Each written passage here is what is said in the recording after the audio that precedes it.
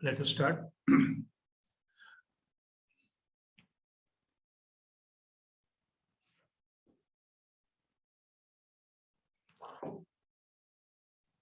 Let us start our RSC lab again from the very beginning, as we have finished our laboratory manuals and laboratory items, as well as all the concerned items of the refrigeration air conditioning. And we can have the time, so we can repeat it again to have a good comprehension about the whole thing. Now, first we have to discuss what is exactly the item used in vapor compression refrigeration test rigs. Means for any test rigs like our domestic refrigerator, like our domestic air conditioners, all these things, what are the basic items which are supposed to be used here? First of all, we have to use the compressor here. It is hermetically sealed. It is defined as hermetically sealed compressor. What we used here is about 0.33 tons or 1/3 metric ton capacity to work on. So what we have 220 volts line voltages, which we have, and 50 hertz operating frequency on.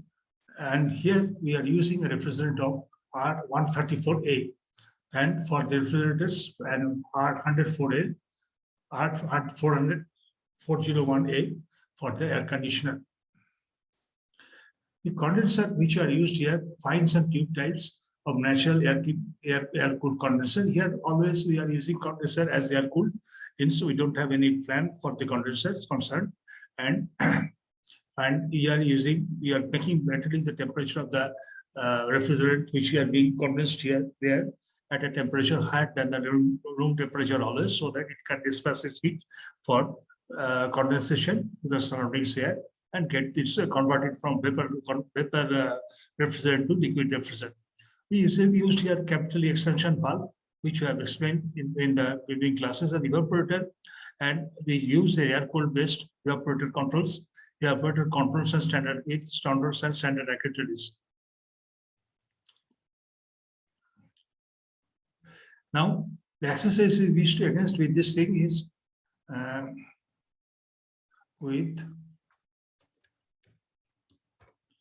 controls and accessories.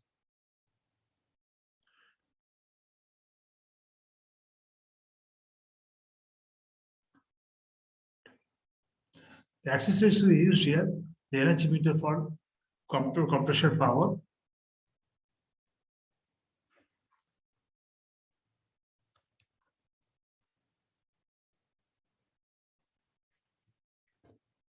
the filter dryer, and the pressure gauges, suction and discharge import especially for our 134A refrigerator.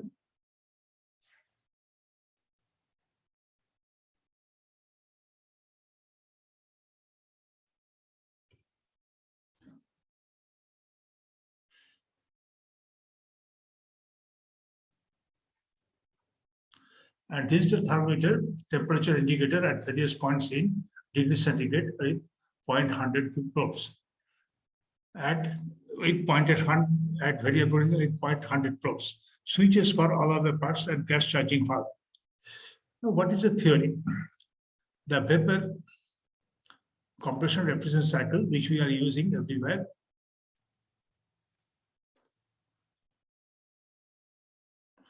which is called an insulated cold chamber evaporator.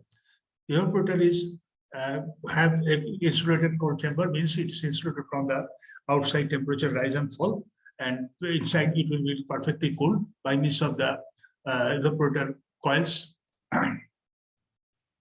by means of the refrigerant coils, which is surrounding this refrigerant evaporator concern. and making it cool. Then it is from the evaporator, it comes to the through a pressure gauge, which shows us the maximum pressure, shows us the pressure gauge of the refrigerant when it is in gaseous state inside, coming inside this constant compression. And after the compression, the pressure is from a low pressure side.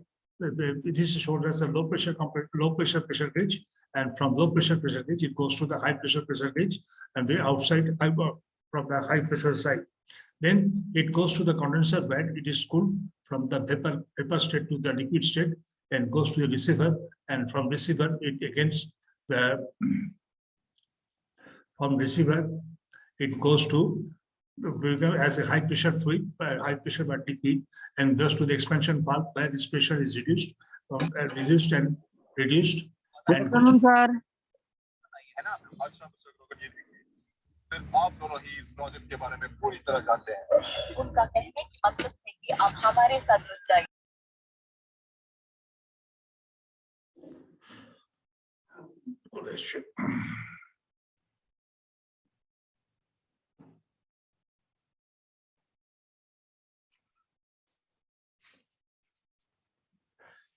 Now, a vapor compression refrigeration system is an important is an improved type of air refrigeration system in which a suitable working substance termed as refrigerant is used. It now constant is what we use here instead of air we use as a chemical defined as a refrigerant or known as refrigerants. It condenses and evaporates the temperature, evaporates at temperature and pressures close to the atmospheric conditions. The refrigerant used should not leave the system, but it will circulate throughout the system alternatively by alternately condensing and alternately evaporating. The vapor compression refrigerant system is nowadays used for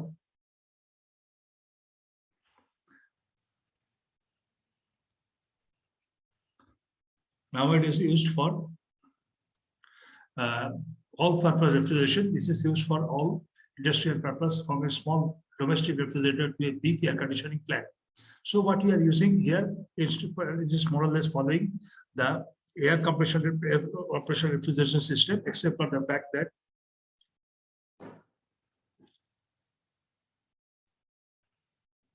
air compression refrigeration system, except for the fact that it is supposed to be used a chemical known as refrigerants for the evaporating and cooling throughout this cycle of operation. These refrigerants are being used and reused again and again, and it is in some portion of the cycle it is in vapor state, and other portion it is in condensing liquid state. Thus, it is accumulating. It is absorbing the latent evaporation from the evaporator or cold chamber, which is supposed to cool and get it cooled, and it is gone through the compression where this pressure is being raised from low to high pressure. Then it goes to condenser where at high pressure it releases this heat of evaporation, and it converted into liquid at high pressure. Then condenser, it goes to the evaporator itself where it is high pressure is reduced and goes to low pressure liquid state, go to the evaporator where it is converted to heat again. Thus, this whole cycle is repeating again and again throughout this cycle of operation. Now, the compressor, the mechanism, the compressor at low temperature and pressure. What is the mechanism? The compressor at low temperature and pressure, refrigerant compression at low temperature pressure represented in a vapor stage drawn from the evaporator to the compressor through an inlet section valve where it is compressed to high temperature and pressure. This refrigerant with high temperature and pressure discharged into the condenser through a discharge valve. So we are having compressor. We have two valves, one for inlet or incoming valve, and another for incoming valve, and another for outgoing valve, outlet valve, where the low pressure vapor refrigerant is drawn in from the incoming valve, from the condenser concern, from the evaporator concern to the compressor, and it is after compressing at high pressure and temperature, it is then sent to the condenser through the discharge valve. The quick comes the condenser. Condenser or cooler consists of coils of pipe in which the refrigerant with high temperature and pressure is constrained to liquid form, and during its charge of the state releases its latent heat to the surrounding air. So what you do, what condenser is doing, it consists what the structure of the condenser. It is a condenser coils of pipe in which refrigerants with high temperature and pressure is condensed, in which the refrigerant with high temperature and pressure is condensed to liquid form. And during this change of state, it is this changing state from vapor to liquid form. And during this change of state, it is releasing the latent heat of condensation to the surrounding air. Next, we are having a receiver which collects the liquid refrigerant from the condenser and stored in a vessel called receiver, from where it is supplied to the extension of throttle valve. Next comes the expansion of throttle valve. The function of an expansion of throttle valve is to convert liquid refrigerant to high pressure and low temperature at high pressure and low temperature. Now, the function of the expansion is to convert the liquid refrigerant at high pressure and low temperature into low pressure and low temperature and send it to the evaporator. Next comes another important section, the evaporator, or our concerned freeze or concerned air conditioned room. It consists of coiled up pipe in which the liquid refrigerant flows and temperature, and it is evaporated to gaseous refrigerant, and thus at low pressure and temperature, thus absorbing all this relative evaporation from the surrounding material, which is then cooled. This surrounding material for freeze will be the closed box shaped almirah, and for air condition, it is the cooled room which we are sitting, or laboratories are kept. In any compression refrigeration system, there exist two pressure conditions. One is called high pressure side, another is called low pressure side. The high pressure side comes from the starts from the outlet of the compressor by the delivery valve, through which the pipeline of the through the pipeline to the condenser, and then through receiver to the throttle valve. The low pressure side starts from the outlet of the throttle valve through the pipeline from throttle valve to the evaporator, and from evaporator to the suction line of the compressor. And pipeline carrying high pressure side is marked as red, and pipeline carrying low pressure side is marked as green. So in our concerned refrigeration system, what we'll find,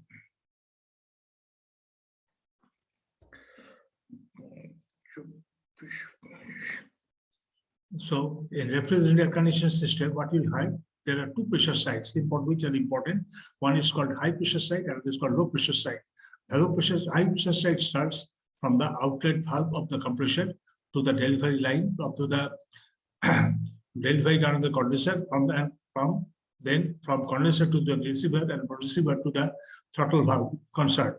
The low pressure starts from the outlet of the throttle valve to the pipeline from the throttle valve to the evaporator, pipeline from throttle valve to evaporator, and from evaporator to suction line at the inlet valve of the suction line, and up to the inlet valve of the compressor.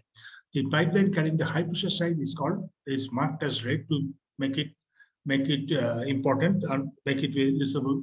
Treat like this. Pipeline condensing low pressure to refrigerant is known as green. Now, the equipments, the system equipments and components which we are proposed to be used in the system. The vapor compression refrigerant cycle is based on a circular fluid. In a circulating fluid medium, for example, a red cell, which means a refrigerant, having special properties of vaporizing and temperature lower than atmospheric ambient temperature, means surrounding atmospheric temperature, and condensing back to the liquid form at a slightly higher than ambient condition for controlling the saturation temperature and pressure. So first we have to calculate and control the saturation temperature and pressure in such a way that refrigerant is supposed to be vaporized at a temperature lower than the ambient temperature, means surrounding atmospheric temperature. It should be supposed to be vaporized so that it can be vaporized easily, and it should be cooled at a temperature slightly higher than the surrounding atmospheric temperature and pressure, surrounding atmosphere, ambient condition as if it is releasing the temperature to the surrounding atmosphere by conduction or convection. So its temperature at the time of releasing, it's supposed to be higher than the surroundings temperature. So at the time of getting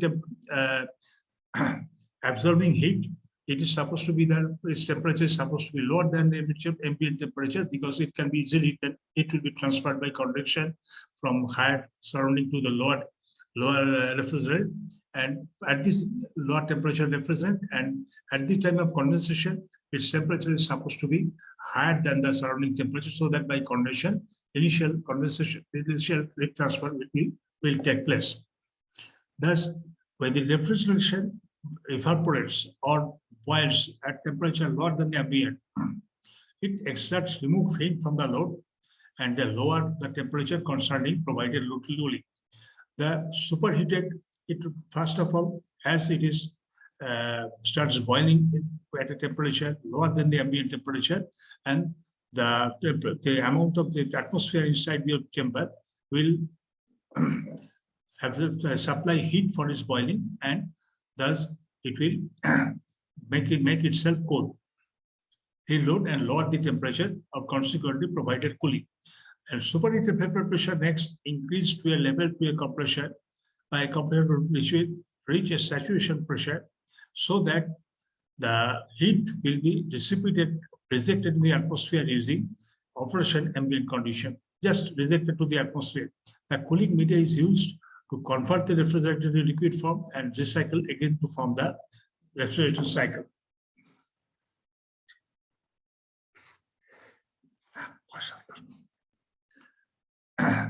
The components used are evaporator, compressor, reciprocating valve, condenser, and throttle valve.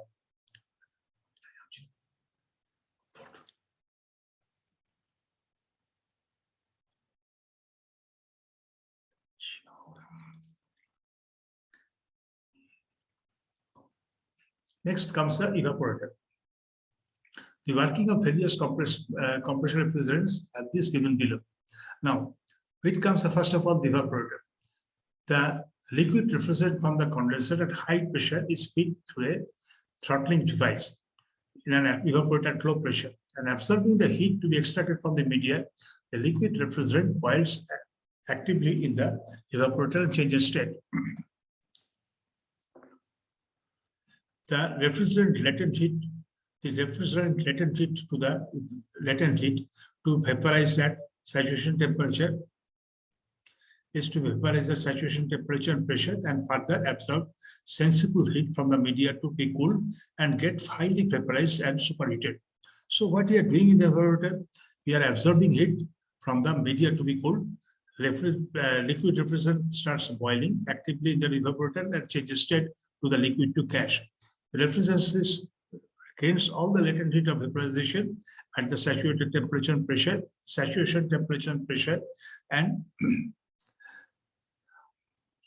and further absorbs sensible heat from the media to get cooled and gets fully vaporized and superheated. There are different types of evaporators, say different generally are accordingly we are designed. Say defrosting type evaporator. Actually, defrosting type is the type of the one where which frost is accommodated.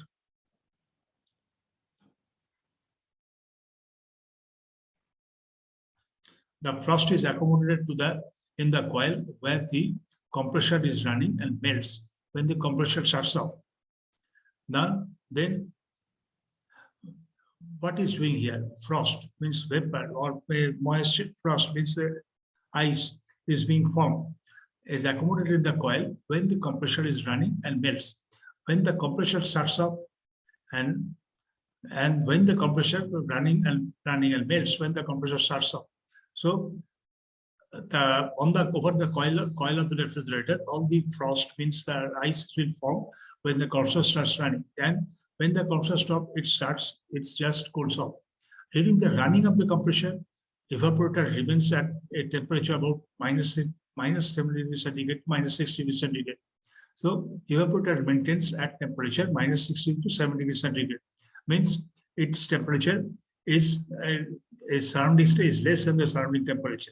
So At this temperature, the evaporator means a temperature means the coils of the liquids of the will be at temperature less than the surrounding temperature.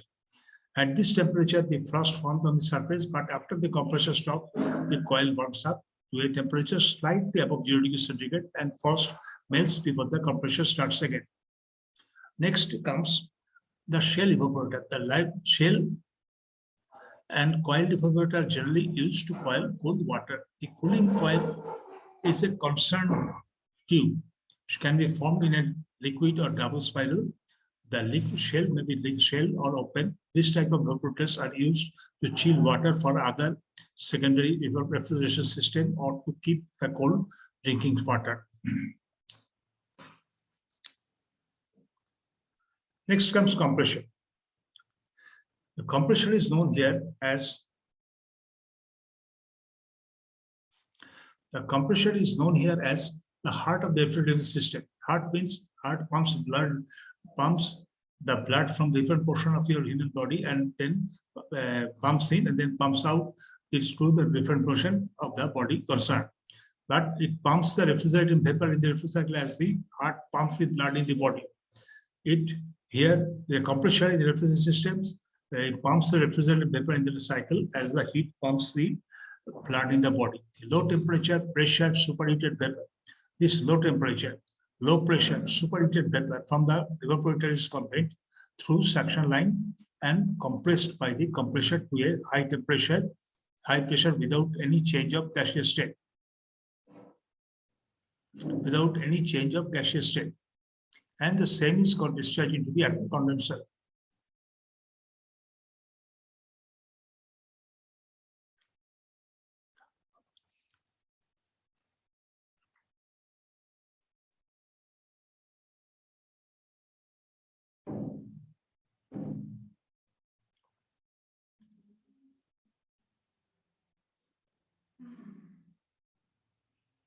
In this process, heat is added to the refrigerant and known as the heat of compression and is used to rise the temperature of refrigerant to such a level that the saturation temperature of the during this process, heat is added to the refrigerant known as the heat of compression and used to rise the temperature of the refrigerant to a certain level that saturation temperature of the discharged refrigerant is higher than the temperature of the available cooling medium. Thus enable the superheated refrigerant to condense at normal ambient condition. So what the compressor is doing, it pumps the refrigerant vapor into cycle. The low temperature pressure superheated vapor from the evaporator, low temperature, low pressure but superheated vapor is drawn from the refrigerator and conveys to the suction line and compressed by the condenser to high pressure without any change in gaseous state. Means refrigerating vapor state goes to the gaseous state, remains in the gaseous state, and the same is discharged into condenser. During this process, heat is added to the refrigerant and known as the heat of compression and used to rise the temperature of the refrigerant to such a level that the saturation temperature of the discharged refrigerant is higher than the temperature of the available cooling medium. So you have to add to the refrigerant heat to the refrigerant during this compression process and to make it temperature to a certain state higher than the surrounding atmospheric temperature so that the discharged refrigerant can discharge enable superheated refrigerant to condense and at normal ambient condition. The different type of compressors are reciprocating evaporator typically used for different application. The hermetically sealed compressor is like this. What is the internal working of a welded hermetically sealed condenser? This when the compression and motor operates on the same shaft and together enclosed in a common casing, these are known as hermetically sealed compressor. Means we are inside this compression, this motor, not separate, but in the same unit, they are sealed inside a total complete casing. And they operate on the same shaft, not by means of any gear or any belt drive system. They are operating on the same shaft, so they don't have any power loss there. That together enclosed in a common casing, these are known as hermetically sealed compression.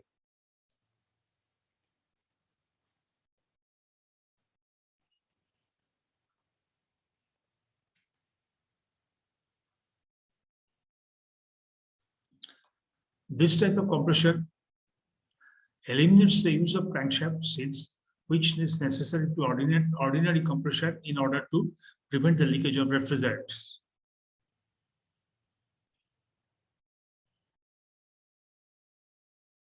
Which is necessary in ordinary compressor in order to prevent the leakage of refrigerant.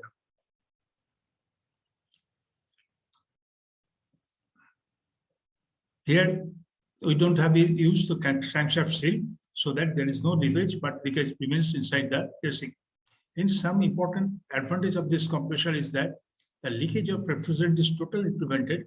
It is compact, less noisy, and lubrication in the lubrication, simple lubrication as the motor and compressor operates a sealed space with the lubricating oil. Some significant disadvantages of the maintenance of difficult because the moving parts are totally inaccessible. A separate pump is required for evacuation and charging refrigerants.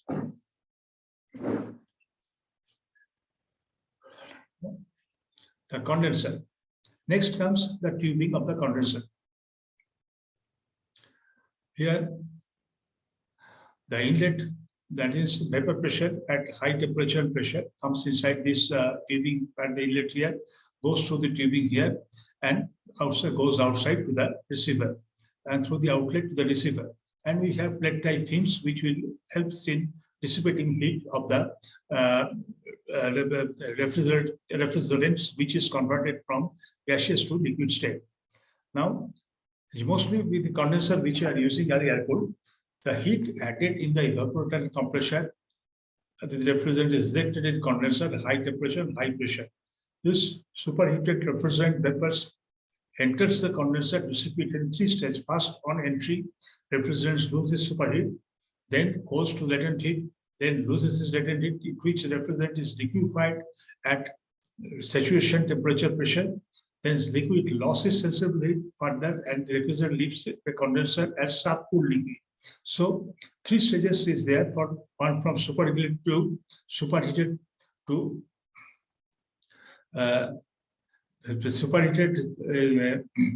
It loses, then first it reduces the superheat to the normal boiling point or freezing point. Then it reduces to latent heat to the refrigerant and saturation temperature pressure. Then liquid, this sensible heat further to the refrigerant leaves the condenser as a subcooled liquid. So superheated, latent heat evacuation and subcooled liquid. This heat transfer is refrigerant to cooling medium expressed in the condenser. The subcooled liquid from the condenser then taken to receiver, whether provided, and then fed to the throttling device to the evaporator. There are several methods of dissipating the rejected heat in the atmosphere by condenser. There can be water cooled, there can be air cooled, or can be evaporative cooling condenser. In the air cooled, water cooled condenser, there are several types: shell and tube, shell and coil, tube in coil. In evaporative cooling condenser, both air and water are used. Air cooled condensers are prime surface type, film type, plate type, thin type, or plate type. It consists of steel and copper tubes through which the refrigerants flow. Size of the tubes ranges from 6 to 8 mm outside the tube. On the side of the condenser, copper tubes are used due to its latent heat capacity, transfer capability.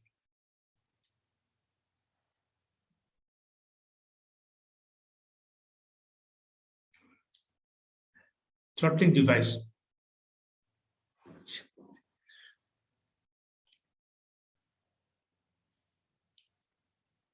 The throttling device, the liquid refrigerant from the condenser comes here, then through the strain in a capillary tube like this, then through evaporator, and vapor goes out from the evaporator. The most widely used expansion valve device is the capillary tube, which are exclusively used as expansion devices, small capacity hermetically sealed refrigerating device. It is a copper tube of small international diameter and of varying length as per the application. Small internal diameter.